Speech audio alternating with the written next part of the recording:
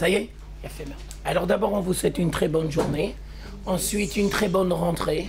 J'espère que vous avez bien préparé vos cartables, etc. Que vous avez bien profité de vos vacances.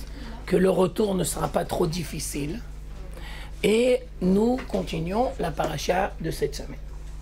Alors aujourd'hui, nous sommes dans la paracha de Vaïchi. J'ai marqué le nom au tableau. Première dimension, c'est la fin du Chumash Bereshit. Alors, si on veut récapituler très très brièvement le Chumash Bereshit, c'est-à-dire d'où on a commencé et où on arrive maintenant. Alors on peut dire que le Chumash Bereshit, c'est la naissance de la famille d'Israël. On termine le Chumash Bereshit avec la naissance de la famille d'Israël. Israël dans le sens Yaakov, mais Israël aussi dans le sens Israël. Et si on veut déjà préparer le cours de la semaine prochaine, alors on va dire que la famille d'Israël, c'est une étape pour la création du peuple d'Israël. Et la semaine prochaine, avec le livre de Shemot, nous allons rentrer dans la collectivité d'Israël, le peuple d'Israël. C'est le peuple d'Israël qui va se multiplier en Égypte et c'est le peuple d'Israël qui sera appelé à sortir d'Égypte. Alors on n'est pas encore dans le peuple, mais on est dans l'étape juste avant. L'étape juste avant, c'est la famille. Une petite précision. Combien de personnes c'est la famille d'Israël? Réponse, 70. C'est-à-dire tu prends les 12 tribus et tu prends tous leurs enfants et leurs petits-enfants. Combien ils sont quand ils arrivent en Égypte? 70. C'est 70. Et c'est 70 personnes. 70 personnes. Bien entendu, ce chiffre, il a beaucoup de dimensions, mais on ne va pas rentrer là-dedans maintenant. C'est les 12 tribus plus les... Ouais, plus leurs enfants et leurs petits-enfants. Et les épouses, bien entendu. C'est les 70 nations. C'est les 70 de la famille de Yaakov. Et tu as raison de dire, puisque tu le dis, les Vanna, ça commence à rentrer, ça prend du temps. Alors, il y en a deux, les Vanna, il ne faut pas se tromper. Ça commence à rentrer, mais bon. Alors, 70, ce n'est pas uniquement le nombre des membres de la famille de Yaakov, mais c'est 70 parce que la communauté d'Israël est appelée à devenir une nation. Et donc, on sait que selon la vision biblique, il y a 70 nations à la base. Et donc, maintenant, il y a 70 membres de la communauté d'Israël. Parce que c'est l'étape avant qu'on va devenir une nation. Donc, 70, 70. 70 nations, 70 personnages. Maintenant, le grand sujet de la paracha, ce sont les dernières années de Yaakov en Égypte. Ça, c'est le grand sujet de la paracha. Les dernières années de Yaakov en Égypte.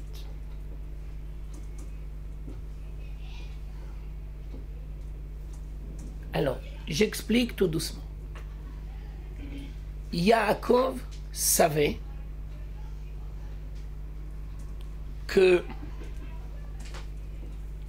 en quittant la terre d'Israël,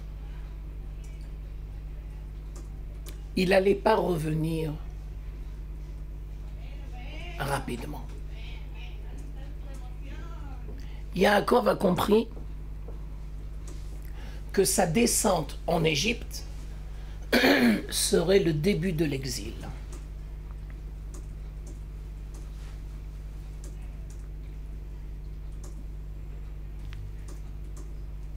Je tiens à expliquer que ça prendra 250 ans à la communauté d'Israël pour retourner en Israël. J'explique les 250. Dans un premier temps, 210 ans d'esclavage. Yaakov descend, il n'y a pas encore l'esclavage, mais il descend. À la suite de ça, il va avoir ensuite l'esclavage, 210 ans. Et ensuite, la faute des explorateurs, 40 ans dans le désert. Ça veut dire que Yaakov a compris que c'était le début de l'exil, mais il était à milieu d'imaginer que ça prendrait 250 ans. Mais il a senti que c'était le début de l'exil.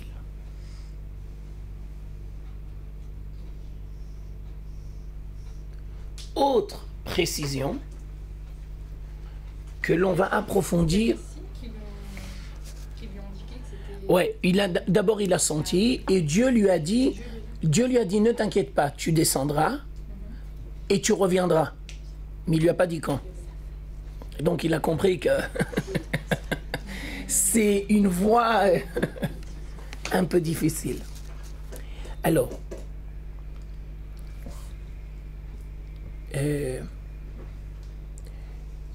Yaakov a vécu 17 ans en Égypte.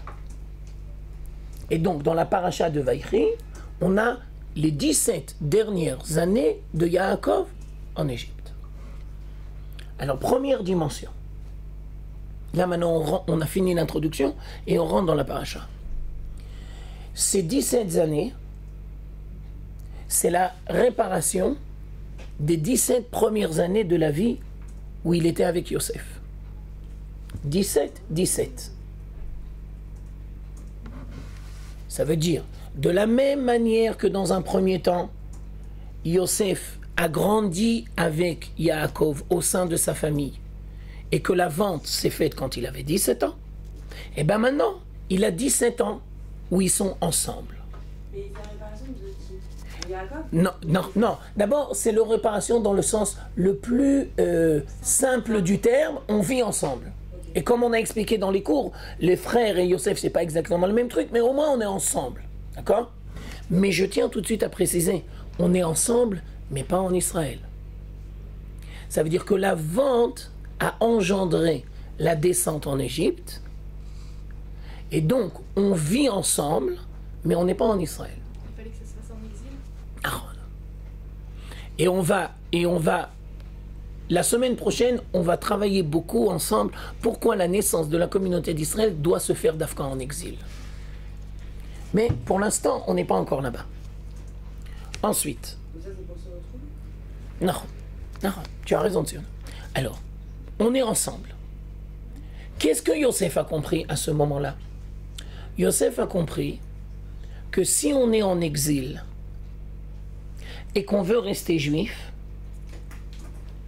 on se devra, si on est en exil et qu'on veut rester juif, ou fidèle à l'identité juive, on se devra de vivre dans un ghetto.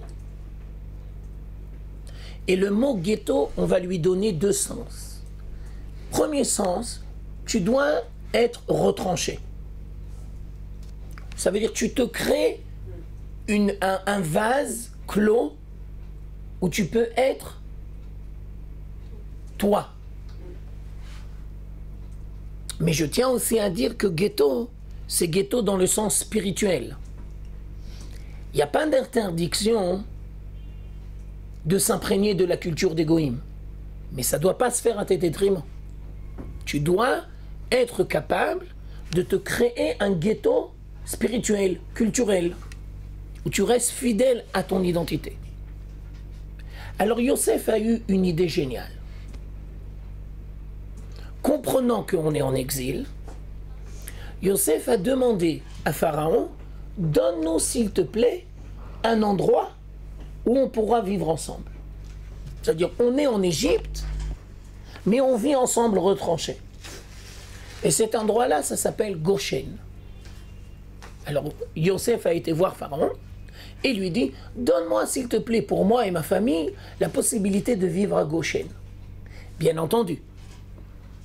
J'essaye d'aller doucement, je ne sais pas si vous avez remarqué, parce que vous m'avez dit que je vous fais mal dans les doigts. Alors j'essaye d'aller doucement. bien entendu, Yosef ne va pas dire ses profondes intentions à Pharaon. Il va lui dire, nous sommes des bergers, nous on n'est pas urbains, donne-nous s'il te plaît un endroit où on peut paître avec nos troupeaux. Et quel aurait été le danger de ne pas vivre, de vivre ensemble, mais de vivre, on va dire, à l'extérieur? L'assimilation. L'assimilation. Surtout que l'Égypte à l'époque. Je vais te dire où l'assimilation a le plus de chances En exil. de se faire. Première dimension, en Israël ou en exil, mais deuxième truc, en exil, dans une ville urbaine super développée ou dans une petite campagne rebroussée. Tu comprends? Parce que quand tu es dans une ville, dans une capitale, tu es exposé à toute la culture. Il faut être très fort pour garder l'attachement à son identité. Mais si on dit que la réparation, elle se fait en exil. Ouais, non, alors mais ça c'est le cours de la semaine prochaine. Alors, je tiens tout de suite à préciser que Yosef a senti qu'on est en exil, il a senti les dangers de l'exil, et donc il a demandé l'autorisation à Pharaon, donne-nous s'il te plaît un endroit où on peut vivre ensemble. Et son but profond, c'est pour qu'on reste fidèle à nous-mêmes. Je m'excuse de le dire, mais le 19e, ça s'appelle un petit ghetto. Bah oui, bien sûr, tu es obligé.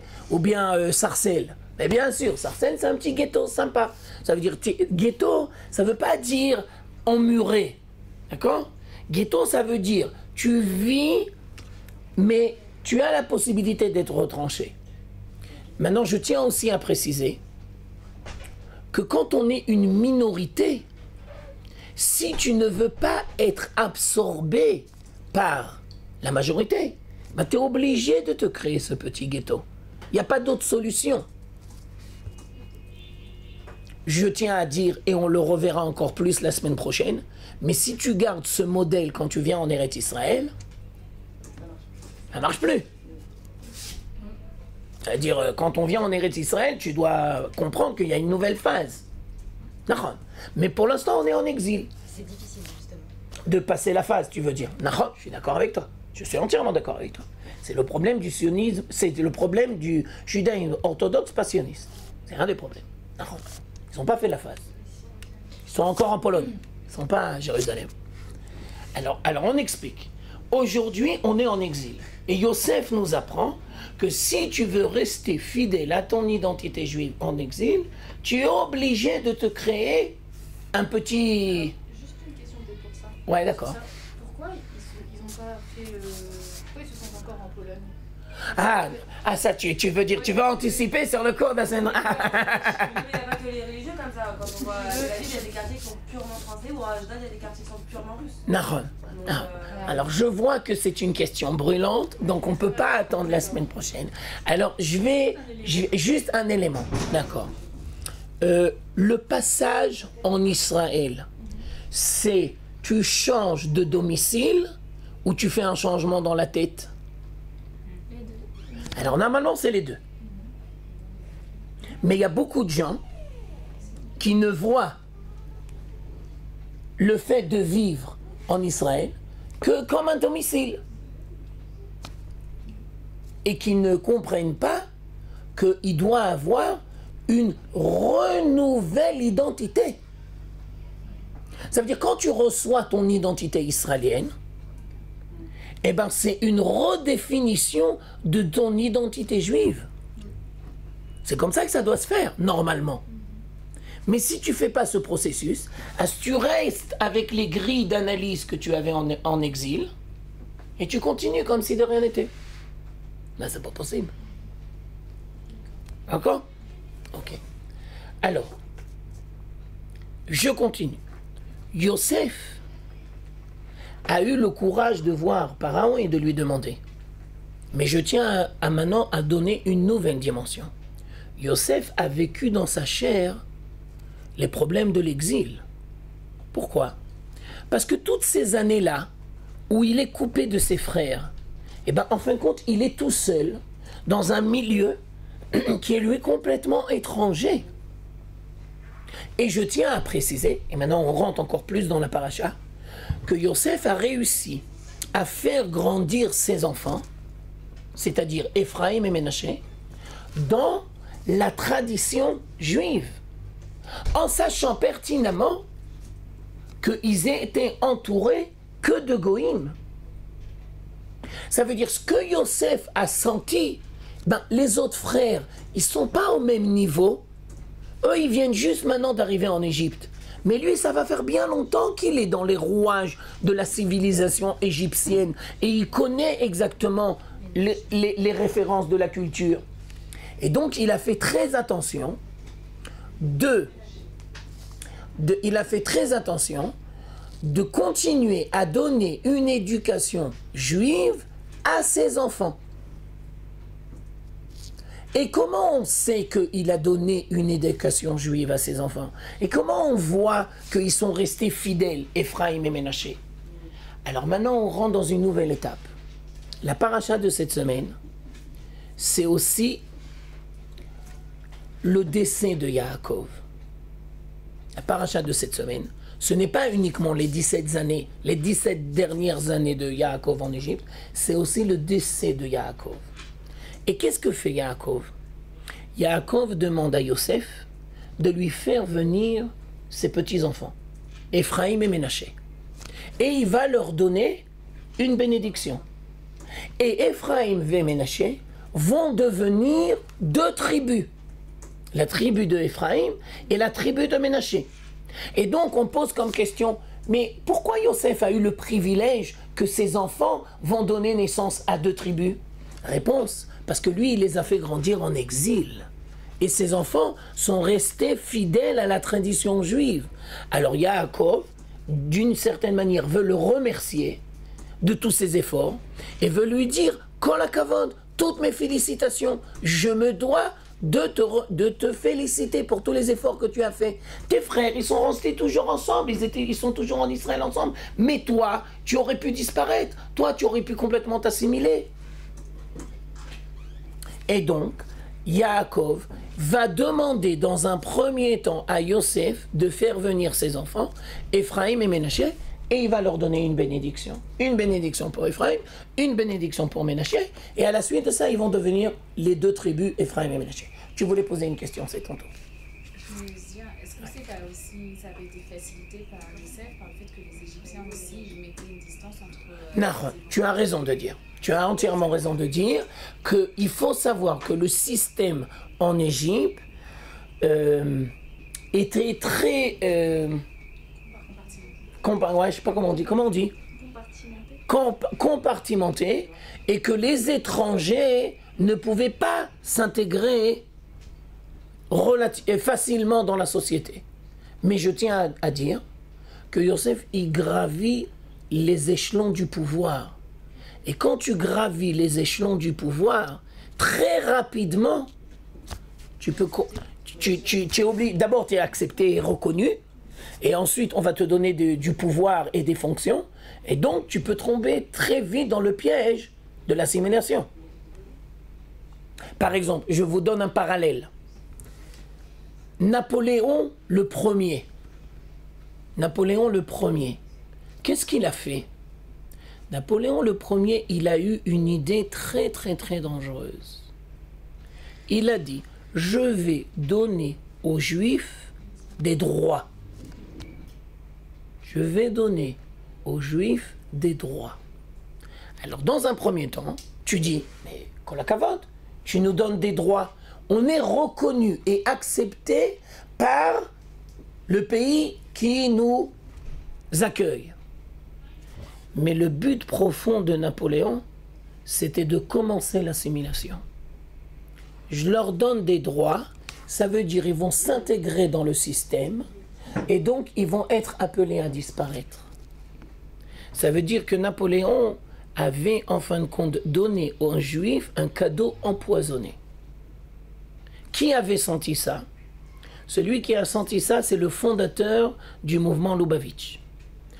Le Hadmor de Schneor Zalman Miladi. Pourquoi? Parce que Napoléon a fait plein de conquêtes. Et il y a un moment où il arrive en Russie. Et tout le monde se prosterne et tout le monde le reconnaît. C'est le grand vainqueur. Jusqu'à ce qu'il arrive en Russie, il n'a que des gloires. D'accord? En plus, les Russes là-bas, ils sont très intelligents. Ils lui ont fait rentrer en Russie le temps de lui donner l'impression qu'il va réussir, jusqu'à ce qu'il va se claquer en hiver. Et la même chose avec Hitler. Ils ont refait le même truc. D'accord? Alors, pourquoi je vous dis ça? Parce que tous les Juifs ont dit, eh ben, on va aller accueillir Napoléon. Si maintenant il arrive sur notre passage, eh ben, on va aller voir Napoléon. Et le Hadmor de l'Adi, il a dit, il n'en est pas question. Moi, je ne vais pas voir Napoléon. Je refuse de reconnaître la légitimité de Napoléon. À tous les gens lui disent, mais tu es un extrémiste, mais pourquoi tu fais une chose pareille? Mais tu es fou, mais tu vas nous mettre en danger. Et lui, il a dit, faites très attention. Il est en train de nous donner un cadeau empoisonné. Il ne veut pas l'intégration des Juifs en France. Il veut l'émancipation et l'assimilation. Et l'assimilation des Juifs en France, ça commence avec Napoléon. Alors, je reprends le principe, ce que j'étais en train de t'expliquer, c'est que quand Yosef arrive au pouvoir et qu'il a toute l'Égypte dans sa main et qu'il est reconnu et accepté par la société égyptienne, alors c'est un très grand danger pour lui de ne pas tomber dans l'émancipation, et l'assimilation. D'ailleurs, je ne sais pas si vous remarquez, mais il ne faut pas attendre la fin du 19e siècle pour se poser la question de l'émancipation et de l'assimilation. Alors on parle de l'émancipation et de l'assimilation dans la Torah. Réponse, Yosef en Égypte. Ephraïm et Naché. Ça veut dire que si tu crois qu'il faut attendre le 19e siècle et le début du 20e pour te poser la question de l'émancipation et l'assimilation, ça veut dire que tu n'as rien compris. Ça veut dire que tu n'as jamais lu la Torah correctement. Parce que les problèmes d'assimilation et d'émancipation, ça commence quand la famille d'Israël est appelée à venir en Égypte et qu'ils doivent se mesurer. Qu'est-ce qu'on fait? C'est quoi notre place en Égypte? On est entièrement en Égypte ou on n'est pas entièrement en Égypte? On continue. Nouvelle dimension. Puisqu'on est à la fin du Chumash Bereshit, on se doit de réfléchir et de faire une synthèse. Tout le Chumash Bereshit, on remarque du début jusqu'à la fin qu'il y a toujours un conflit entre les frères. Alors on verra qui pétulé. Ça commence avec Caïn et Hevel. Ce sont deux frères. La prochaine étape, Yitzhak, Ishmaël. Une nouvelle fois, ce sont deux frères. La troisième étape, Yaakov et Esav. Encore des frères. La quatrième étape, Yosef et ses frères. Ça veut dire tout au long du Chumash Bereshit, on s'aperçoit qu'il y a une très grande tension, une très grande dissension au sein d'une famille. C'est-à-dire, nous, on croit que si on est une famille, ça veut dire qu'on est forcément proche. Et le Chumash Bereshit veut nous apprendre que c'est pas parce qu'on a des liens de famille que ça veut dire qu'on est forcément proche. Et ça ne veut pas dire qu'il n'y a pas des tensions au sein de frères. Et alors, je tiens à expliquer que Yaakov va faire un geste que Yosef ne va pas comprendre. Quand Yaakov va demander à ses petits-enfants de venir et qu'il veut leur donner une bénédiction, il va prendre la main droite et il va la mettre sur la tête, pas de l'aîné, il va la mettre sur la tête de Ephraïm. Et il va prendre la main gauche et il va la mettre sur la tête de l'aîné. Alors Yosef, il va lui dire, mais non, tu t'es trompé, papa. Et Yaakov va dire, non, je ne me suis pas trompé. Ça veut dire quoi? Ça veut dire que le Chumash Bereshit est là pour nous apprendre que ce n'est pas parce que tu es l'aîné que ça veut dire forcément que tu es le meilleur. Non. Il ne faut pas tomber dans ce piège-là. Ce n'est pas parce que tu es l'aîné que tu es forcément le meilleur. Ça veut dire quoi? Ça veut dire l'aîné, il a un atout. C'est le premier. Mais l'aîné risque de se reposer sur ses lauriers. Et il risque d'oublier qu'on doit faire toujours des efforts. Ça veut dire que les droits d'aînesse n'ont pas lieu d'être? Ça veut dire que le droit d'aînesse, il est là parce que c'est très dur d'être un aîné. Nahon. Mais c'est un danger d'être un aîné. Nahon. J'explique. Quand tu es un aîné, d'abord, tu es le fruit des erreurs de tes parents. Ah oui. Bah parce que tu es le premier. Je m'excuse de ta question, mais je me dois de te le dire. Alors, d'abord, l'aîné, c'est le fruit des erreurs de ses parents. Tu ne peux pas être aîné et ne pas te confronter aux erreurs de tes parents. Alors vient la Torah et te dit, bah, c'est pas grave, on va te donner une compensation. D'accord? Attendez, vous voulez dire au niveau de l'éducation? Au niveau de l'éducation. Bah ouais. Oui, au niveau de l'éducation. Non, pas non. Au niveau de l'éducation. Au niveau de l'éducation. Ça, c'est un. Deux, je tiens à dire que c'est très dur de grandir aîné. Pourquoi? Parce qu'il y a sans arrêt le regard des parents. Il y a toujours, on attend de toi que tu sois avec les petits, que tu prennes tes responsabilités. Ça veut dire que tu as du mal à être toi-même. Alors vient la Torah et te dit, eh ben c'est aussi une raison pour laquelle on va donner une compensation à l'aîné. Ça veut dire c'est dur d'être aîné, c'est ça que je veux dire. C'est pas le sujet, mais je vous le dis en parenthèse. Dans les familles religieuses, de toutes les tendances, il y a un très grand danger. Il y en a plusieurs, mais en ce qui nous concerne, tu prends la fille et tu la transformes en mère avant son âge. Ça, c'est un danger très grave. Je vous le dis et je vous invite à vous en rappeler. Ça veut dire que ta fille t'aide, d'accord, mais tu ne dois pas lui enlever son enfance. Et tu ne dois pas la prendre comme second. Non. Et encore plus les filles que les garçons, bien entendu. Et si elle est aînée fille, ouais. Alors là, t'es mal barré. Quand t'es aîné fille, t'es mal barré. Non, ça veut dire toutes les attentes et toutes les responsabilités. Mais ça, c'est la faute des parents. Ça veut dire c'est les parents qui tournaient, comment on dit, qui ont tourné à côté de la plaque. Alors je suis en train de construire chez vous les parents de demain. Et donc je me dois de vous avertir et de vous dire qu'une fille aînée, il faut gérer ça correctement. Il faut lui laisser de la liberté, il faut qu'elle fasse des bêtises, il faut qu'elle s'éclate, il faut qu'elle vive sa vie. Ça ne veut pas dire qu'elle ne doit pas avoir des responsabilités au sein de la maison. Et entre parenthèses, ça ne veut pas dire que les garçons ne doivent pas avoir des responsabilités, mais ça veut dire qu'il faut apprendre à gérer ça correctement. Alors maintenant, on reprend. On a donné 2 raisons pour lesquelles on donne une compensation à l'aîné. On va te donner 2 parce qu'on sait que c'est difficile d'être aîné.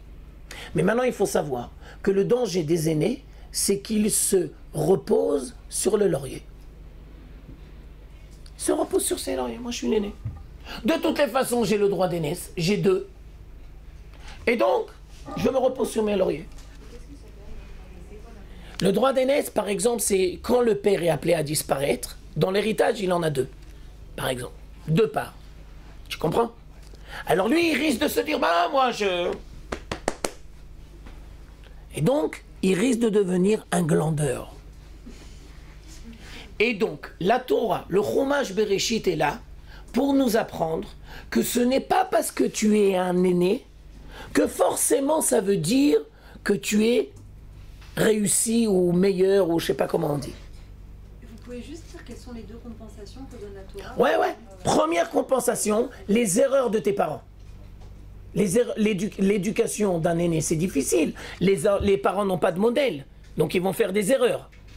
Non, mais ce que je veux dire, c'est que vous dites que la Torah donne 2 compensations. Non, 2 explications pourquoi le droit d'aînesse. Ah, d'accord. D'accord? D'accord, ah oui, ça c'est bon. D'accord. Non, pas...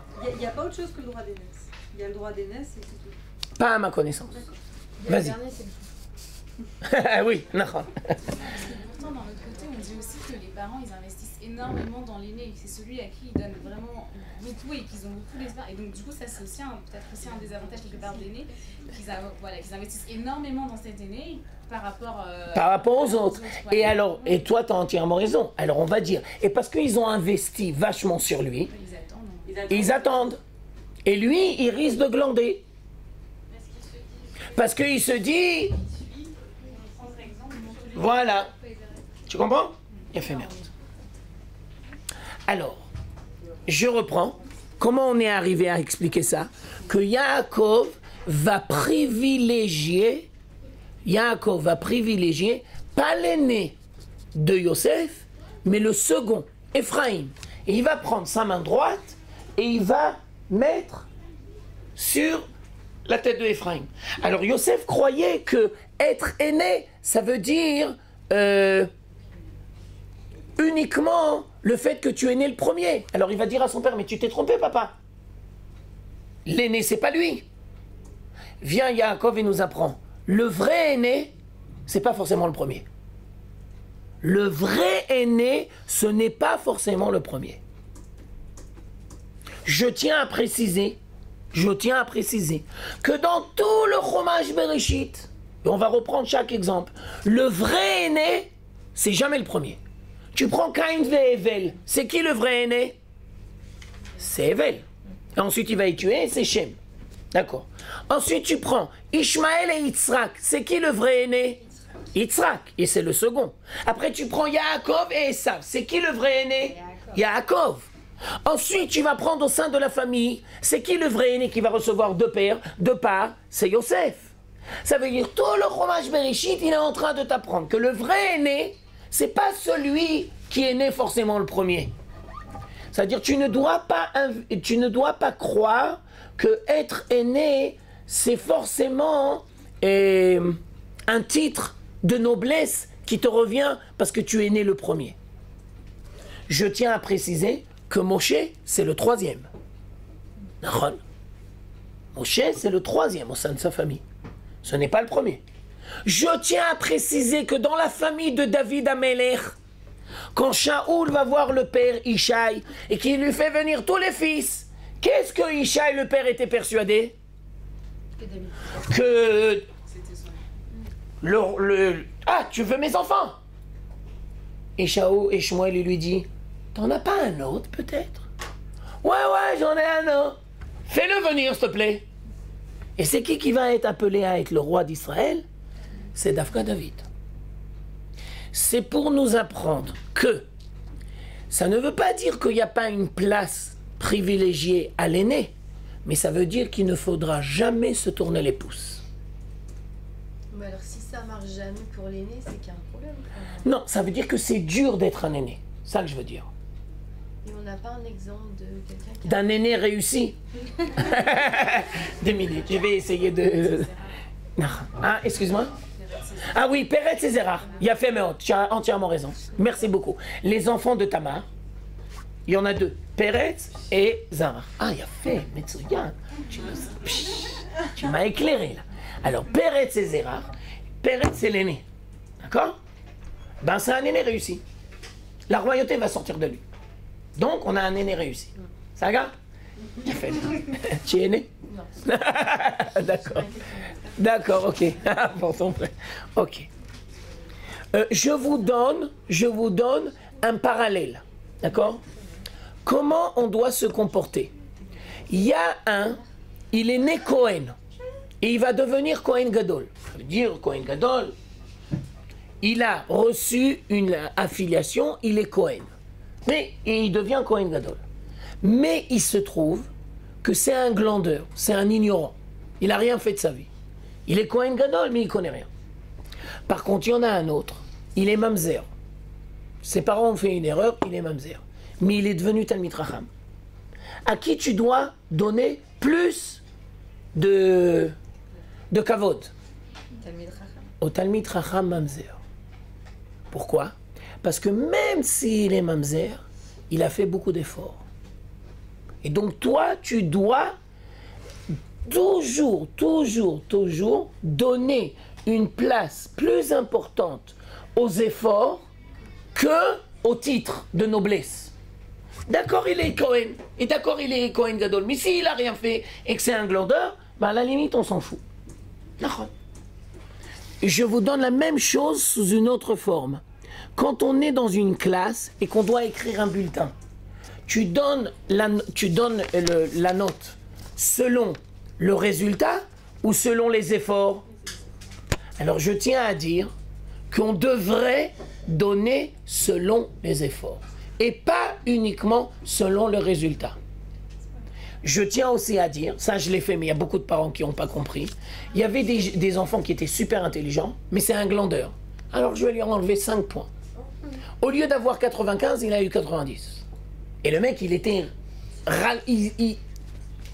Comment tu oses faire une autre chose pareille? Mais moi, toi, tu es un glandeur. Je ne l'ai pas dit comme ça, mais c'est ça que je voulais dire. Toi, tu es un glandeur. Ça te vient facilement. Tu n'as fait aucun effort. Alors pourquoi moi, je vais te donner... Si tu fais des efforts et que tu reçois 95, je te donnerai 95. Mais si tu as reçu 95 parce que tu n'as rien fait, eh ben moi, je ne te donnerai pas 95. Je te donnerai 90. Si tu me demandes mon avis dans les mitzvot, c'est exactement pareil. Comment ça s'appelle dans le vocable talmudique? Ça s'appelle les fonds Sahara Agra. La récompense, elle est selon les efforts. Nahon, ça veut dire quoi? C'est pas selon le résultat. Et si tu poses la question de Tsiona, alors là je m'excuse parce que je risque de vous renverser. Le problème très souvent des religieux, c'est qu'ils ne vont selon que le résultat et pas selon les efforts. Ça veut dire que, par exemple, je vous donne des exemples, c'est un cours de filles. Il y a une fille, elle met un kissouroche, mais elle ne met pas un kissouroche entièrement selon la halakha, d'accord? Mais elle met quand même un kissouroche. Comment toi, tu dois lui dire? Comment toi, tu dois lui dire? Mais dis-moi, tu sais pas comment on met le kissouroche? Ou tu dois lui dire, kol hakavod, tu mets le kissouroche. Ah, si tu dis selon les efforts, ça veut dire que tu comprends que le kissouroche est une mitzvah qui est très dure pour une femme. Même si elle ne met pas le kissouroche entier, tu vas lui dire kol hakavod. Pourquoi? Parce que tu ne fais pas selon le résultat, tu fais selon les efforts.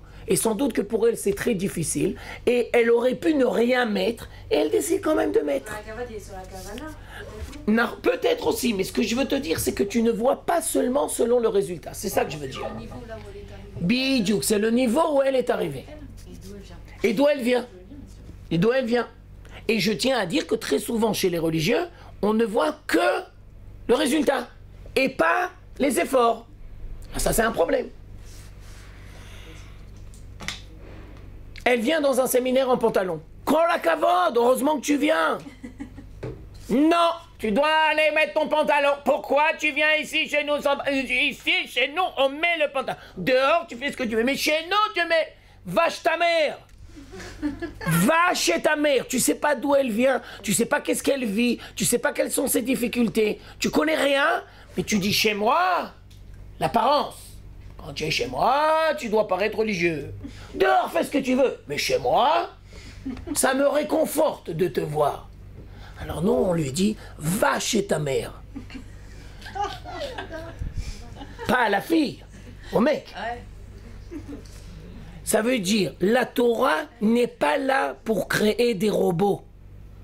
La Torah, elle est là pour faire avancer chacun au niveau où il est. Si tu vas selon le résultat, mais si tu comprends que le but c'est de faire avancer chacun à son niveau, elle est au séminaire en pantalon. Et alors? Je vais encore plus loin que ça dans mon analyse. Quand tu comprends ce qu'on est en train de dire, tu crées des gens qui acceptent la différence. Parce qu'ils voient chacun à un niveau différent. Mais quand tu crées un seul modèle et que tu légitimises un seul modèle, tu n'apprends jamais aux gens à se confronter à la vraie réalité de la vie. Tu vis toujours sous un masque, une apparence, mais tu ne vois jamais ce qu'il y a derrière. Alors, Yaakov il voit Beruach HaKodesh que le devenir de Ephraïm, il sera meilleur que le devenir de Ménaché. Alors il inverse les bras. Ensuite, on continue. Ouais, vas-y. Exactement, ça vient de là-bas. Mais est-ce que ça veut dire qu'on doit bénir d'abord les plus Non, non, non, non. Mais tu as raison que la formule, qu'Ephraïm ou qu'Ménaché. Ça veut dire, la formule de Yaakov va devenir la formule que le père ou la mère vont bénir leurs enfants chaque Shabbat, avant Kippour, le jour de Kippour, la veille de Kippour, quand on allume les lumières, qu'Ephraïm ou qu'Ménaché. Ensuite, Yaakov, sentant que sa disparition approche, Yaakov, sentant que sa disparition approche, demande à tous ses enfants de venir à son chevet.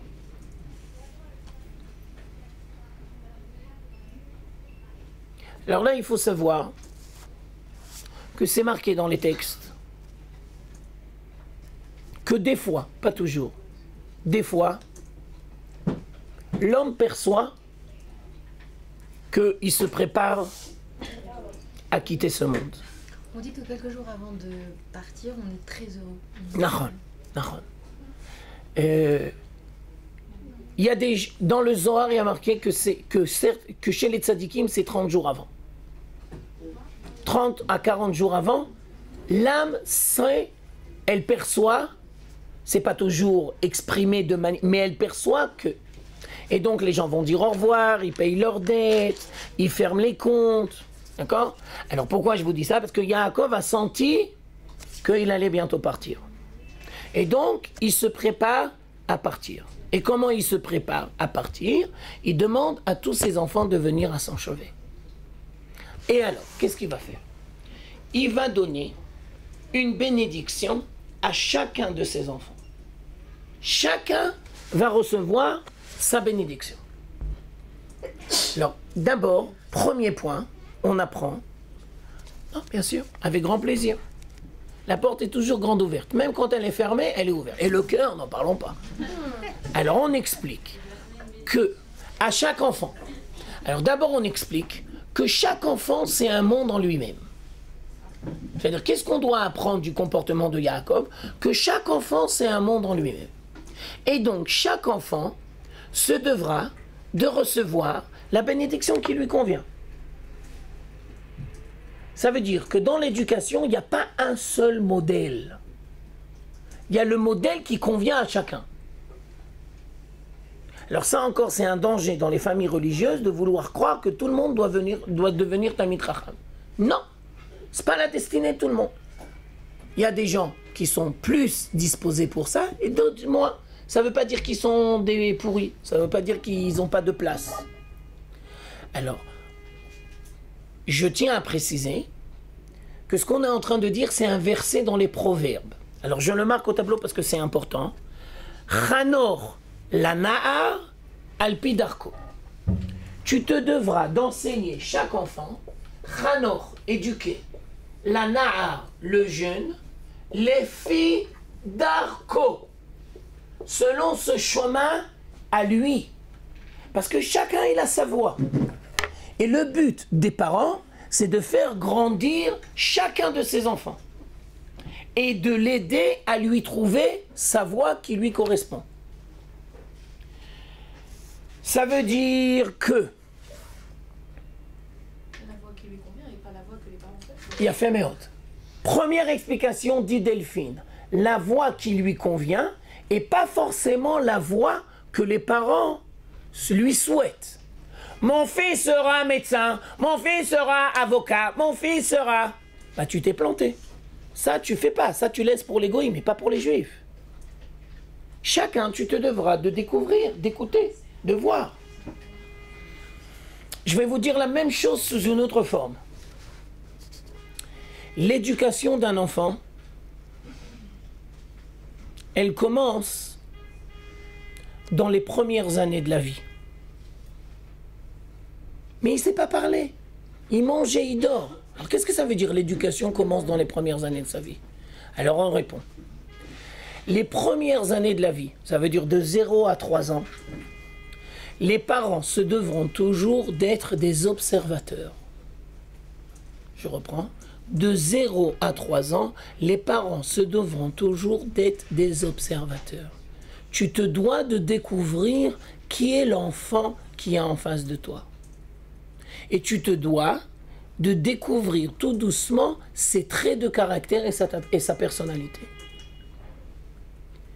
Et si tu ne fais pas ce travail d'observation, toute l'éducation que tu vas faire après, elle sera faussée.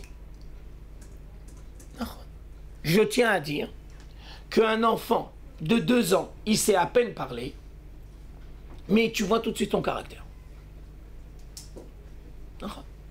C'est à toi de savoir voir.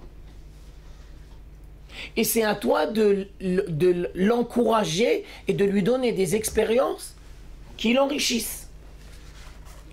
Tu joues, tu parles. Bien entendu, je tiens aussi à préciser qu'avec un enfant de 2 ans, on ne parle pas style gosse. Non, tu parles normal.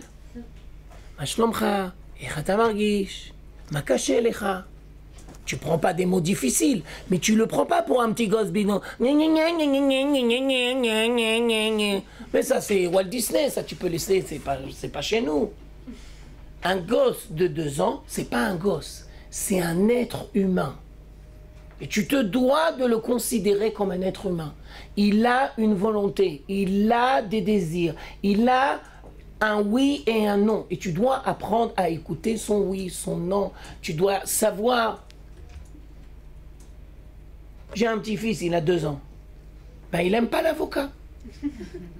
Il a le droit de ne pas aimer l'avocat. Mais toi, tu te dois de regarder. Tu te dois de comprendre qui tient en face de lui. Il aime jouer dans le sable.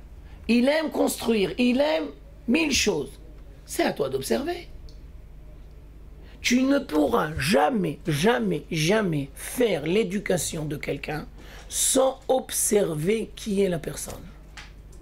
Et donc, je tiens à expliquer que Yaakov donne à chacun de ses enfants la bénédiction qui lui convient. Ah oui, bien sûr. Tu ne donnes pas la même bénédiction à chacun. Chacun selon son parcours. À la limite, ça voudrait dire quoi? Ça veut dire que chaque enfant, il a l'école qui lui convient. C'est pas style en France, je ne veux pas le jeter la pierre, d'un air de dire il y a que Lucien Dehir. Tout le monde va, il n'y a que Lucien Dehir. Non, en Israël, Baruch Hashem, c'est pas comme ça. Il y a une tellement grande richesse que tu te dois de choisir quelle est la structure scolaire qui convient à chacun de tes enfants. Je tiens aussi à préciser qu'en Israël, le passage, ça se fait en 3e. Dès que tu termines la 3e, et donc ça se peut très bien qu'il y ait un enfant, il va étudier là, et l'autre, il va étudier là. La même chose pour les filles, bien entendu. La même chose pour les filles. Mais on va encore plus loin. On se devra de connaître les qualités de chacun, mais aussi les difficultés de chacun. Tu ne peux pas demander à tout le monde la même chose. Bon, jeter la poubelle ou faire la lessive, ça c'est pas. Mais dans les choses de la vie qui sont beaucoup plus profondes, tu ne peux pas demander à tout le monde la même chose. Tout le monde n'a pas les mêmes capacités et le même vécu. Il y a des choses qui sont plus faciles pour certains, il y a des choses qui sont plus difficiles pour d'autres. Il y a des mitzvot qui sont difficiles pour les filles, il y a des mitzvot qui sont difficiles pour les garçons. Dans le monde des garçons, il y a des garçons qui sont plus matériels, il y a des garçons qui sont plus spirituels. Je te dois de connaître. Je m'excuse parce que je sais que ça existe en français. Non, je sais que ça existe en hébreu.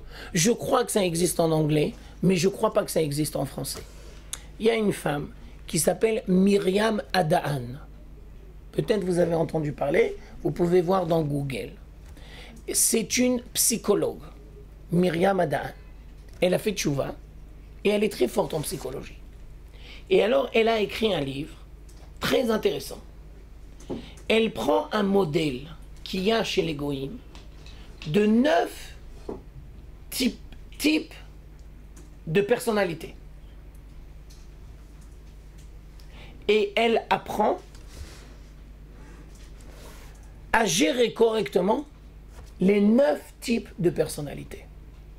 Et après, comme elle a fait tchouva, alors elle va traduire dans le lexique juif. Ça veut dire, il y a Moshe, mais il y a Aaron. Ah bah oui, mais c'est pas pareil. Il y a Abraham, il y a Yitzhak et il y a Jacob. Chacun, c'est un monde. Alors, tu dois apprendre à respecter les qualités et les difficultés de chaque personne. Et tu dois apprendre à gérer correctement. Par exemple, si on prend une famille avec Ouais. deux enfants diamétralement opposés, un qui est très fainéant et un qui est un peu... Nahon. Nahon. Est-ce qu'on va moins demander à l'enfant qui est fainéant parce que ça lui demande plus de... Non. Mais tu devras savoir que tu ne peux pas tout lui demander. Il y a des choses que tu seras obligé de lui demander pour son bien. Mais tu dois aussi respecter sa difficulté. Par exemple, je te donne un exemple. Pour les garçons, les tâches ménagères, d'accord? Il n'est pas question que tu ne vas pas le faire partager les tâches ménagères. C'est obligatoire. Mais oui, sinon après ça sera pour sa femme, ça sera une calamité. Je m'excuse de dire, mais toutes les familles sfarades, dans ce domaine-là, ils se sont plantés, mais grave. Bah oui, ils ont copié des Arabes. Copié des Arabes, après, c'est la femme qui souffre. La femme, c'est pas obligé d'être une servante. Il n'y a pas marqué dans la Torah nulle part que la femme doit être la servante de son mari. Je tiens surtout à préciser que dans le modèle arabe, la mère, la grand-mère, la tante, ils sont tous, toute la ramoula, ils sont ensemble. Donc même si le père et le grand-père, ils sont pas là, c'est pas grave, il n'y a que des femmes. Mais aujourd'hui, c'est pas comme ça que ça marche. La mère, elle est là, la tante, elle est là-bas, la sœur, elle est là-bas. Alors quoi, elle va crouler, la femme? Alors qu'est-ce que tu fais? Tu demandes par exemple à ton fiston, Doudou, tu fais les kélim, d'accord? Ok. Et tu vois qu'il ne fait pas les kélim. Tu attends 5-10 minutes, il ne fait pas les kélim. Tu lui dis encore une fois, il ne fait pas les kélim. Tu veux pas faire les kélim? C'est trop dur pour toi de faire les kélim? Oui. Ça te barbe de faire les kélim? Ouais. Alors qu'est-ce que tu veux faire? Et tu attends sa réponse. Il ne te donne pas une réponse. Je peux te proposer d'aller jeter la poubelle? Tu veux aller jeter la poubelle? Tu vas jeter la poubelle. Tu comprends? Ça veut dire d'un côté, il est hors de question qu'il soit hors du coup. Non, il est hors de question qu'il soit hors du coup. Mais d'un autre côté, tu dois respecter sa difficulté. Et tu dois lui mettre les mots dans la bouche. Tu gères, tu dois apprendre à gérer. Tu veux pas faire ça? Ok, très bien, ne fais pas ça. Mais qu'est-ce que tu es prêt à faire? Propose-moi. Ou bien par exemple, autre truc, tu lui donnes le choix. Je te donne 2-3 possibilités. Qu'est-ce que tu choisis? Tu veux ranger ta chambre? Tu veux plier le linge? Qu'est-ce que tu veux faire? Dis-moi. Tu choisis. À partir du moment où tu lui donnes à l'autre la possibilité de choisir, ça passe. Et puis ça lui donne conscience de son libre arbitre. Bien sûr. Et donc ça lui donne sa Bien sûr. Tu voulais dire un truc? Et du coup, si on ne prête pas attention à l'observation dès le jeune âge, on peut mettre l'enfant dans une mauvaise Bien sûr. case. Bien sûr. Bien sûr. Tu risques, si tu ne fais pas ce travail d'observation, tu risques, non, on va dire comme ça, même quand tu fais le travail d'observation, tu risques de te planter. On ne se fait pas d'illusions. D'accord, ça c'est sûr. Mais si tu ne fais pas ce travail d'observation, tu risques de te planter encore plus. Parce que soit tu risques de donner une image négative à quelqu'un, ou de le stigmatiser, ou de ne pas connaître ses vraies capacités et ses vraies difficultés. Parce que tu ne fais pas ce travail d'observation. Alors maintenant, regardez bien. Yaakov va faire quelque chose qui n'est pas du tout simple. Quand il va donner la bénédiction à chacun de ses enfants, d'abord il va le faire en présence de tout le monde. Alors on va poser comme première question, pourquoi c'est important que Yaakov donne la bénédiction à chacun de ses enfants en présence de tout le monde? Mais on va plus loin dans notre question. Maintenant, on approfondit la question. Quand il va donner des bénédictions, il va attirer l'attention de certains de ses enfants sur des traits de caractère négatifs. Il va dire à Réhouven, ou bien il va dire à Shimon Vélévi. Alors, pourquoi Yaakov ressent le besoin de donner une bénédiction et d'attirer l'attention sur des traits négatifs de caractère en présence de tout le monde. Pour que tout le monde fasse attention après, prenne le relais. Il y a fémérote. Il y a fémérote. Alors regardez bien. Je vais vous donner plusieurs grilles d'analyse. Première explication. Tout le monde se devra d'apprendre à reconnaître les qualités et les difficultés de chacun. On est tous une famille, on vit tous ensemble. Alors on se doit d'apprendre et de connaître et de reconnaître et de gérer correctement les difficultés ou les capacités qu'il y a de chacun d'entre nous. Et donc, c'est très important pour Yaakov de le faire en présence de tout le monde. Vous n'avez pas utilisé le terme de défaut. Non. C'est fait exprès. C'est fait exprès. Oula, chaque mot, il est... Oh, Oui, oui.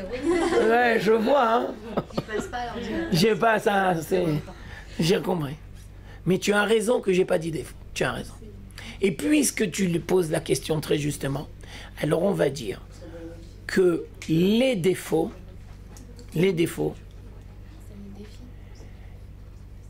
si tu vas dire que c'est un défaut, tu risques de te fourvoyer dans une voie où tu ne peux pas t'en sortir. Non, non, je trouve que c'est bien. Ça veut dire, face à tes difficultés, ou je dirais même plus, face à tes défauts, tu ne dois jamais oublier que ce sont des difficultés. Mais ce ne sont pas des défauts. Maintenant, elle a dit, Levana, et elle a raison, les défauts, ce sont des défis. Mais pour que tu sois capable de relever le défi, il faut que tu te dises c'est pas un défaut. Parce que si tu te dis c'est un défaut, bah je suis foutu. Je peux pas m'en sortir, c'est un défaut de fabrication. Qu'est-ce que tu veux? Je suis foutu. Non, c'est une difficulté. Moi, ça me dit que je dois encore faire encore plus.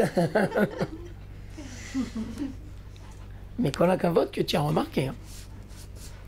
Alors, alors j'étais en train de dire que Yaakov fait très attention de donner la bénédiction de chacun de ses enfants en la présence de tout le monde, parce que tout le monde doit prendre conscience des aspects positifs et négatifs qu'il y a chacun. Ça, c'est la première explication. Deuxième explication. Le Midrash dit que les 17 années où Yaakov et Yosef ont vécu ensemble, le Midrash dit que les 17 années où Yaakov a vécu avec Yosef, pour Yaakov, c'était une joie incommensurable. Ben oui, sauf, il peut retrouver son fils, il peut vivre avec son fils Yosef. C'est une joie incommensurable. Je m'excuse de vous donner cet exemple, mais c'est mamash la même chose. Ça s'appelle Gilad Shalit.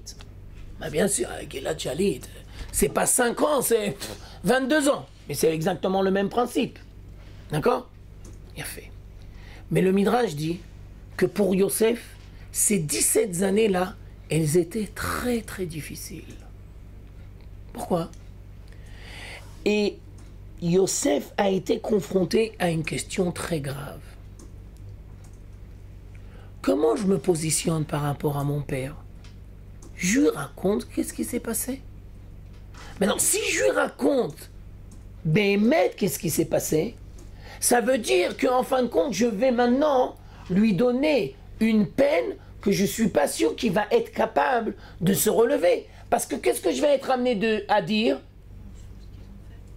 Mes frères, ça veut dire tes enfants. Ils étaient prêts à me tuer. Ils m'ont jeté dans la citerne. Alors le Midrash dit que pour Yosef, c'était très dur. Alors qu'est-ce qu'il a fait? Il a tout fait pour ne jamais, jamais se trouver en présence seul avec son père. De peur que son père profite de l'occasion et de lui dire « Attends, mais viens, raconte-moi ». Et Yosef avait trop peur de ce truc-là. Et donc, il a fui, il a tout fait pour ne jamais se retrouver en présence. Alors, tu peux dire, oui, mais le fait que Yaakov, il va rester dans le dans l'incertitude aussi, c'est une douleur. Yosef a jugé qu'il valait mieux qu'il soit dans l'incertitude et dans cette douleur-là que l'autre douleur. Parce que l'autre douleur, tu peux pas la gérer. Alors Yosef, il saura jamais comment ça se fait qu'il en est arrivé là. Yosef Non, non, Yaakov, tu veux dire. Yaakov, non. Yaakov, il a jamais su. Ok. Maintenant, ça veut dire, alors regardez bien. Alors regardez bien. La grande question, c'est est-ce que Yaakov se doute de quelque chose ou pas? Oh oui. Alors regardez. Moi, je ne l'ai pas vu dans les Mefarshim, c'est comme ça que j'explique. Mais je ne l'ai pas encore vu, je cherche dans les Mefarshim, mais je n'ai pas encore vu. Alors regardez bien. Yaakov, il a une intuition. Il ne sait pas qu'il y a eu la vente de Yosef. Mais il a une intuition qu'il y a un truc qui a foiré. Alors qu'est-ce qu'il fait pour réparer de manière indirecte les relations entre ses enfants? Avant de disparaître, il les fait tous ensemble. Et chacun va écouter les bons aspects et les mauvais aspects de chacun. D'un air de dire, vous devez apprendre à vivre ensemble. Alors moi, je ne sais pas s'il y a eu la vente ou pas, mais je me dois de vous mettre en présence. Et vous devez apprendre à vivre ensemble. Et à vous mesurer avec les différences et aussi avec les incapacités et les capacités de chacun.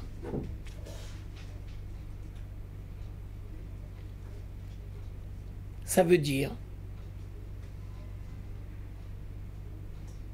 que ce n'est pas facile de gérer les difficultés de chacun. C'est un grand travail. Ce qui est facile pour toi n'est pas forcément facile pour l'autre. Je tiens à préciser que ça commence dans le couple et après, la famille. Alors Yaakov, il a un pressentiment. Et donc, il réunit tous ses enfants ensemble et ils vont écouter des traits de caractère positifs, mais aussi des traits de caractère négatifs qu'il y a chez certains de ses enfants. Alors, il le fait en présence de tout le monde pour que chacun apprenne à voir les bons côtés de l'autre, mais aussi à être conscient des difficultés. Parce que dans une famille, tu vois les difficultés.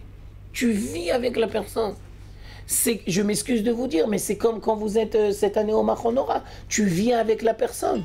Tu ne la vis pas dans les cours. Les cours, c'est sympa. Quand tu es en fac en France. D'accord, c'est sympa la fac en France. Mais ça ne va pas te faire grandir. Pourquoi? Parce que tu n'es pas confronté à vivre avec la personne. Mais quand par exemple tu es dans un séminaire, les cours c'est style la fac, mais après tu rentres dans la dira. Et puis après tu as les Shabbatot. Et après tu as les Péoulotes, où on vit sans arrêt ensemble. Et donc tu vois les bons côtés, les mauvais côtés. Et tu dois apprendre à gérer. Alors je vous dis la même chose sous une autre forme. Quand on est en collectivité, on ne doit pas attendre, quand on est en collectivité, on ne doit pas attendre d'avoir le même type de relation avec tout le monde. Ah non, pas du tout. Il y a des affinités. C'est comme par exemple, vous êtes tous ensemble, et dans 3-4 ans, quand tu vas garder le contact avec tout le monde, ah putain, tu vis dans les rêves. Même au sein de l'année, tu vois avec des gens où tu as plus d'affinité et moins d'affinité. Mais tu te dois d'apprendre de respecter chacun. Non, tu te dois d'apprendre à respecter chacun. Mais tu ne dois pas être la copine de chacun. Par exemple, je vous donne un exemple. Moi, en tant que prof, et Rav Michel, je ne veux pas m'asseoir à côté de lui. Ouais, d'accord, très bien. Je ne vis pas dans l'illusion qu'on est obligé d'être... On est des chavirim, on est obligé d'être les chavirim de tout le monde. Mais non, ça ne se fait pas. Non, mais non, tu vis dans les rêves. À un tel point qu'un jour, il y a un gosse de 10 ans, il m'a dit, mais moi, je ne peux pas m'asseoir à côté de lui. Il se morfle le nez toute la journée. Moi, je ne peux pas être à côté de lui. Bien entendu, il ne l'a pas dit devant tout le monde. Mais il m'a dit, moi, je ne le supporte pas, je ne peux pas vivre à côté de lui. Je lui ai dit, d'accord, très bien, tu n'es pas obligé d'être à côté de lui, mais tu te dois de le respecter. Je ne te permettrai jamais que tu lui portes atteinte. mais tu te devras de le respecter. Alors je tiens à dire que dans le sein d'une famille, on risque de croire que parce qu'on est tous de la même famille, ça veut dire forcément qu'on sait tous s'accepter et se reconnaître. Et je tiens à dire que c'est pas du tout évident et c'est pas du tout facile. Et je vous rappelle ce que je vous disais tout à l'heure. Tout le Chumash Bereshit, c'est des frères qui, en fin de compte, ils étaient frères, mais... Encore ?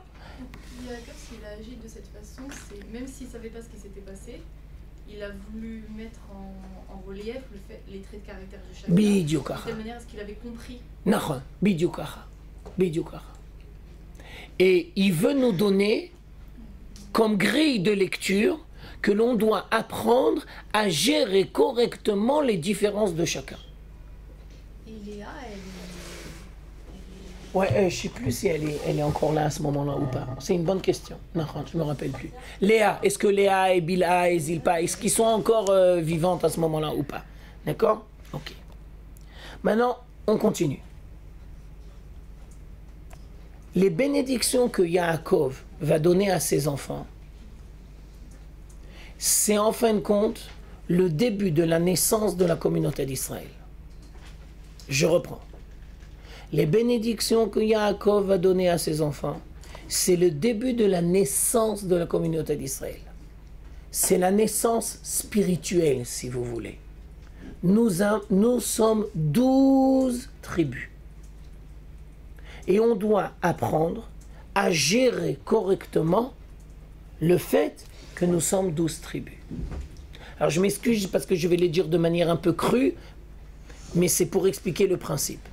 Quel est le point commun entre le monde laïque ashkénaze dans les années 50 en Israël et le monde religieux ashkénaze dans les années 50? Réponse, c'est que les deux sont incapables de légitimiser le droit à la différence. Il y a un seul modèle et tout le monde doit...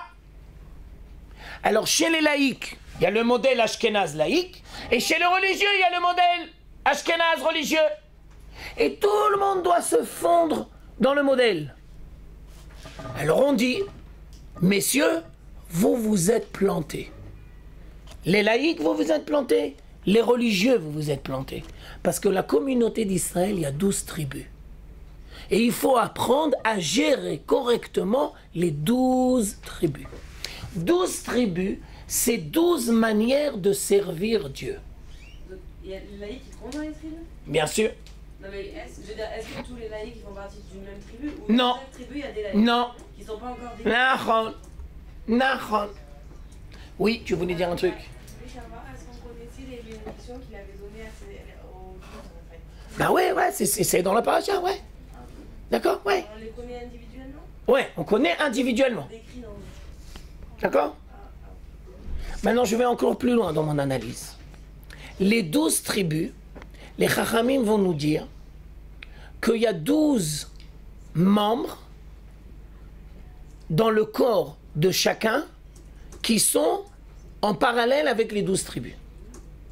Ça veut dire, chaque juif, si vous voulez, il a les 12 tribus. Il n'a pas les 12 tribus en lui, mais il a... Comment on va dire? Il a une partie, une parcelle, une source. Voilà, Nachon. Alors, c'est très important ça, donc c'est pour ça que je veux parler de ça maintenant. Yehuda, c'est le Moach. Yehuda, c'est le Moach. Moach, c'est le cerveau. Et Yosef, c'est le cœur. Ça veut dire, parmi les 12 tribus, il faut savoir qu'il y a aussi, d'une certaine manière, une certaine hiérarchie. Et on sait que dans les 12 tribus, Yehuda et Yosef, et si tu veux transcrire ces deux tribus dans l'individu, c'est le cerveau et le cœur. Alors maintenant, ce que je vais dire, c'est du Maharal, et c'est absolument génial. Le Maharal dit comme ça. Le Maharal va poser deux questions. Très, très importantes. Première question. Après le schisme du roi Salomon, on va s'apercevoir que la majorité des tribus, ils vont se regrouper autour de Yosef. Et Yehuda, il va rester en minorité. Alors le Maharal pose comme question, pourquoi? Qu'est-ce qui fait que Yosef, il est capable de regrouper autour de lui les masses et Yehuda, il reste en minorité? Ça, c'est la première question. Et la deuxième question, qui n'est pas moins compliquée que la première, qu'est-ce qui a engendré le schisme? Ça veut dire, je tiens à préciser, la monarchie, elle était chez Yehuda. Qu'est-ce qui a engendré que ça foirait et qu'il y a eu le schisme? Et maintenant, on va répondre à ces deux questions. Première réponse. Le cœur, il est responsable de tous les membres et il est à côté de tous les membres. La tête, elle est loin de tous les membres. Ça veut dire, je traduis le vocable du Maharal selon ma compréhension. Il y a l'intelligence intellectuelle et il y a l'intelligence du cœur. Yehuda, c'est l'intelligence intellectuelle. Yosef, c'est l'intelligence du cœur. L'intelligence du cœur, elle t'aide dans ta relation avec les autres. Quand tu ne développes que l'intelligence intellectuelle, tu risques de rester tout seul. Le cerveau est loin des membres. Ça veut dire, plus tu développes tes capacités intellectuelles, et plus tu dois faire très attention, parce que tu risques de te couper des autres. Ils sont moins intelligents que toi, ils sont moins conscients que toi, ils sont toujours moins. Parce que toi, tu développes tes capacités intellectuelles, et donc, forcément, tu te développes, donc tu es plus. Et donc, quand toi, tu es plus, ça veut dire forcément dans ta tête que eux, ils sont moins. Mais ça, c'est la réflexion selon la capacité intellectuelle. Mais si tu fais l'intelligence du cœur, alors tu sais que même si dans un domaine, toi, tu es plus, ça ne veut pas dire que dans d'autres domaines, eux, ils sont plus. Et donc, première explication, dit le Maharal, Yosef a réussi à réunir en son sein 10 tribus parce qu'il a l'intelligence du cœur. Et Yehuda, qui a l'intelligence intellectuelle, il est resté seul parce qu'il a du mal à... Maintenant, je m'excuse, je fais une généralité, je m'excuse. Le danger des religieux, c'est qu'ils sont un peu Yehuda. Et que quand ils rencontrent des gens qui sont moins religieux qu'eux, ben ils sont toujours moins. Qu'est-ce que vous appelez religieux? Tout ce que tu veux. Tu peux mettre tout ce que tu veux dans le vocable. Maintenant, on continue. La deuxième question. Qu'est-ce qui a engendré le schisme? Alors le Maharal dit comme ça. L'incapacité de Yehuda à donner une place à Yosef, c'est ça qui va engendrer la révolte de Yosef. Je reprends parce que c'est très important. Yehuda, je traduis les termes. Yehuda, c'est le roi Salomon. Ouais, le roi Salomon, il vient de Yehuda. Quand lui, il était roi, il a vu un homme génial de Yosef qui s'appelle Jéroboam, Yerovam ben Nevat. Et bien, il va lui dire, je voudrais que tu sois mon ministre des Finances. Toi, tu es génial, tu as tes capacités. Viens, on travaille ensemble. Moi, je suis de Yehuda, toi, tu es Yosef. On s'en fout, c'est l'État d'Israël. Je voudrais que tu sois mon ministre des Finances. Je te fais entièrement confiance. Tous les gens qui étaient dans Yehuda, mais tu es fou, tu lui donnes à lui, mais tu sais pas qu'est-ce qui va t'arriver. Shlomo, il dit, j'en ai rien à faire. Je vous écoute pas. Moi, je lui fais entièrement confiance. Tant que le roi Salomon, il a fait confiance à Yerovam ben Nevat, il n'y a pas eu le schisme. À partir du moment où Shlomo est mort, que le fils de Shlomo va prendre la succession et qu'il ne va pas être capable de donner une place à Yerovam ben Nevat, eh bien le cœur va se révolter. Ça veut dire, qu'est-ce qui a engendré la révolte? C'est l'incapacité de la tête de donner une place au cœur. Très fort le Maharal, ce qu'il dit. Ça veut dire que tu dois apprendre à gérer les différences. Et les différences qu'il y a au sein de l'être, elles sont aussi au sein de la communauté d'Israël. Et tu dois apprendre à gérer les 12 tribus. Et tu dois apprendre à donner une place à chacun. Dans la même chose, au sein d'une famille, il y a des capacités, il y a des défauts. Et tu dois apprendre à faire ça au sein. Alors, dans la majorité du cours, on a parlé au sein de la famille. La fin du cours, il nous reste 2 minutes, on parle de la collectivité d'Israël. Mais c'est le même principe. Je t'écoute, Dvorah. Dans ces cas-là, si la tête n'arrive pas à donner la place au cœur, Ouais. apparemment, au bout d'un moment, le cœur se révolte. Il y a fait merde. Si j'ai bien compris. Bidjukaha. Est-ce qu'il y a d'autres alternatives pour faire progresser la tête à part la révolte? Je vais te dire. Si la tête fait correctement son travail, elle comprend qu'elle est en train de foirer et elle ne va pas attendre la révolte. Parce qu'elle sent qu'elle foire. Mais si la tête ne travaille pas correctement, eh ben elle ne va pas qu'elle foire. Donc le seul moyen qu'elle comprenne, C'est la révolte. c'est la révolte. Ouais. Non, je m'excuse, mais je me dois de vous le dire. Yehuda, l'homme, Yosef, la femme. C'est exactement le même principe. Et si on est trop dans le cœur? Si on est trop dans le cœur, tu as entièrement raison. Ça veut dire 2 choses. D'abord, ça veut dire qu'on n'est pas capable de voir les qualités qu'il y a chez l'autre et en quoi il peut nous compléter. Ça veut dire, je te donne un exemple. Si les hommes sont persuadés que toutes les femmes sont tordues et que toutes les femmes sont persuadées que les hommes sont tordus, ben, ils ne pourront jamais se marier. Et ils auront toujours peur de se marier. Parce qu'ils seront toujours persuadés que l'homme qui est en face d'eux, ben c'est un truand, c'est un pourri, il comprend rien, c'est un bonhomme. C'est un bonhomme, et qui tu veux, c'est des bonhommes. Les bonhommes, ils comprennent rien à leur vie. Ouais, alors si c'est tout ça ton point de départ, t'es foutu. Parce que tu t'enfermes dans une grille d'analyse où tu te dis, ben je peux pas m'en sortir. Et donc tu pourras jamais donner ta confiance à la personne qui est en face de toi. Ça, c'est la première réponse. Et deuxième réponse, prendre conscience de son être, c'est prendre aussi conscience de ses manques et de ses difficultés. Ça veut dire on a tous des manques.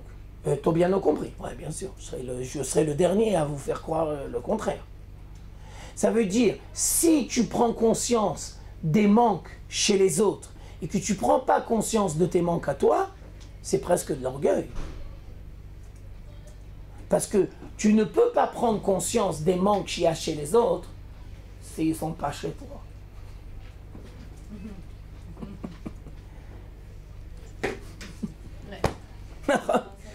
Tu ne peux prendre conscience des manques qu'il y a chez les autres que parce que tu les as déjà vus chez toi. Et donc tu connais ce que c'est. Tu comprends? Et donc, pour t'en sortir, tu dois faire 2 choses. Tu fais un travail personnel où tu prends conscience de tes capacités et tu prends aussi conscience de tes manques. Tes capacités, tu les développes et tes manques, tu essayes de te... Et puis tu apprends à avoir un regard positif sur l'autre. Ça ne veut pas dire que tu vas tomber amoureuse du premier venu. Non. Mais d'un autre côté, tu dois avoir un regard positif. Si tu n'as pas un regard positif, eh ben, tu t'enfermes dans un labyrinthe. C'est foutu, foutu. Vas-y. J'ai une question par rapport au passé. Le noir, Chanit Alala, Excuse-moi. Non. Le Mohar, il doit diriger, mais il doit aussi écouter. Je te donne un exemple, par exemple. Est-ce que l'homme, il a toujours raison? Non. Il doit être capable d'écouter sa femme. Est-ce que l'intelligence intellectuelle a toujours raison? Non. Tu dois écouter ta voix intérieure. J'accroche pas. Non. Ah, si le cerveau, il fonctionne correctement, si l'intelligence intellectuelle, elle fonctionne correctement, dit, tu sais quoi? Viens, on va réfléchir. C'est bien que tu me dises que tu n'accroches pas. Viens, on va voir pourquoi. Et on va approfondir. Tu légitimises. Le cerveau, quand il fonctionne correctement, il annule pas. Il légitimise. Et il essaye de comprendre. D'accord? Alors, le travail que l'on fait au sein de la famille, c'est le même travail que tu fais au sein de la communauté d'Israël. Le travail que tu fais au sein de la communauté d'Israël, c'est le même travail au sein de la famille. On s'arrêtera là pour cette fois-ci. Merci beaucoup, mesdemoiselles. Il a fait